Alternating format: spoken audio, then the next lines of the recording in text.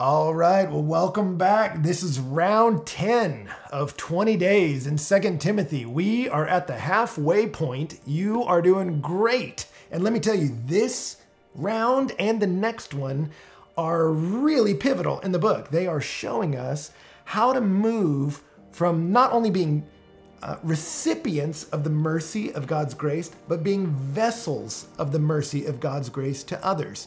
As I heard one pastor say it, it's the difference between being an electrician and being an eel. An electrician knows about electricity. An eel has it coursing through them into the world. And here we're being invited to not just be spectators watching a sport, but to be players in the game. There's a big difference between rooting on a team and running in the touchdown. And here we're being invited to be change agents in the world. And in this section and the next, Paul's going to show us how.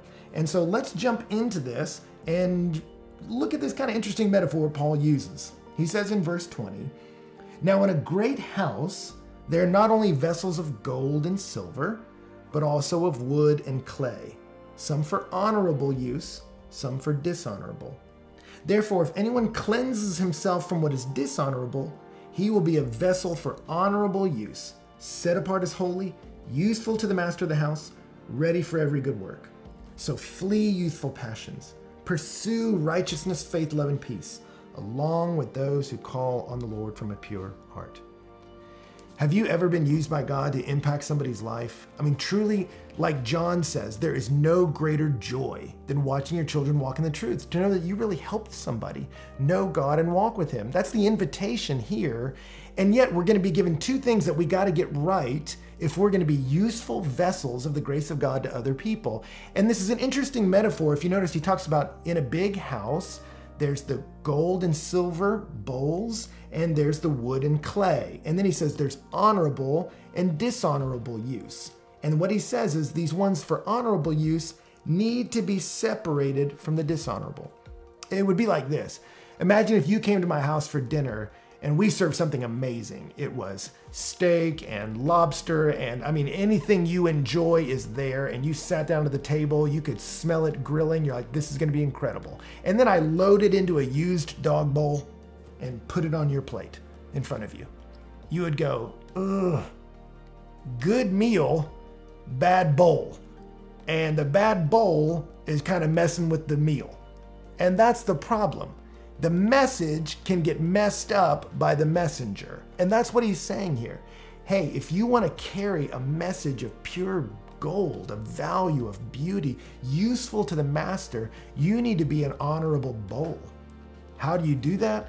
Well, he says you separate yourself from the dishonorable bowls. That's the interesting thing. Before he talks about cleaning the bowls, he said separate yourself from dishonorable ones. And what is that here? Well, remember in the session before, it was people who are denying fundamental things about the gospel. Now, does that mean we don't have non-Christian friends? No. But he means people that are actively trying to push a worldview that's so different than what Jesus gave his life for and what God cherishes. He says, man, you got to separate your way of thinking from that way of thinking.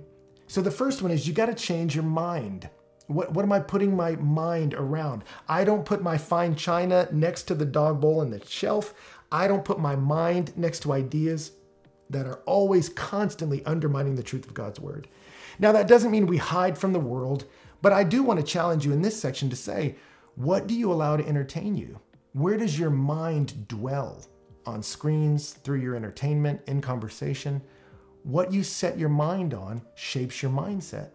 And some of you, your confidence in God, your belief in him making a difference in your life, your belief in him using you has been undermined because you've just let your mind get clouded. You're too close to some bowls that are just dirty, and you need to clean up your thinking to get your mind set on honorable things, separated from dishonorable ones. You got to get your mind right. And then it's not just moving yourself away from really bad, erroneous, harmful ways of thinking. Then he moves on and says, so flee youthful passions. Youthful passions is zeal ungirded by wisdom. It's energy without maybe some sense. And in this context, he's probably talking about fighting. Remember, he talked about the word wars earlier. He's like, don't constantly fight about ideas that people who are fighting don't even know what they're talking about. He said, don't get into all that. But I think it could be widened out to anything that is unhealthy in the way we engage each other. Being lustful, being gossipy, being prideful. Are you in a community that the way we speak to each other is constantly discouraging and cutting down each other? That's not how we live. He says, flee from those youthful passions and pursue what is right, what is filled with faith, what is loving, what's filled with peace, and do it along with those who call out to God out of a pure heart. He's saying the bulk of your time, I would challenge you to get around people who want to know God as much as you do, and then run with those people towards beautiful things. So it's changing your mind and changing your life, cleansing yourself from toxic ways of thinking and cleansing yourself from unhelpful ways of living. And you do that oftentimes by changing your community. That who is my core ring? Jesus would hang out with anybody. He had dinner with tax collectors and sinners. He would sit with a woman who was making a mess of her life relationally. Nobody was too far gone for the grace of Jesus. But his inner ring were people that wanted to know God. And I would encourage you in your life, you want to be friends with everybody. Jesus says, love even your enemies. But as you start thinking about your life, do you want to be honorable and useful? Then be aware of what you let shape your thinking and be aware of who you let shape your living. I would encourage you, love everybody, serve everybody, but make your inner ring people who are fleeing youthful lusts. They don't want to laugh at and enjoy and revel in what Jesus came to destroy. But you want to be around people who are chasing him. I want to be more like Jesus. I want to be more loving. I want to be more filled with faith. I want to be more filled with peace. I want to make a difference in the world. You get around a crew like that, you're going to make a difference. You'll be dangerous for the kingdom because you change your mind. I want to think right. And you change your life. I want to live right.